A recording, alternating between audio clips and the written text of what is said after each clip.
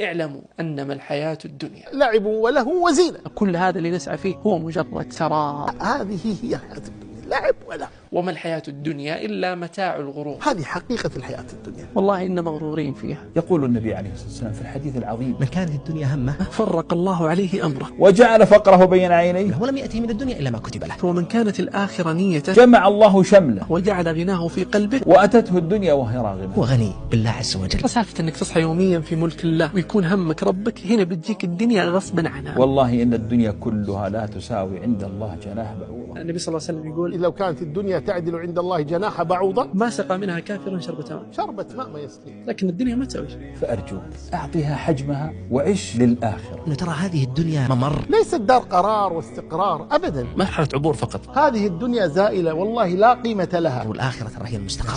تأمل مثلا قول النبي صلى الله عليه وسلم حين قال: ما لي وللدنيا إنما مثلي ومثلها كراكب استظل تحت شجرة ثم راح وتركها. مثال عجيب. وفيه كل الحكمة. والنفس تبكي على الدنيا وقد علمت أن السلامة فيها ترك ما فيها. لا دار للمرء بعد الموت يسكنها إلا التي كان قبل الموت يبنيها. فإن بناها بخير طاب مسكنه وإن بناها بشر خاب بانيها.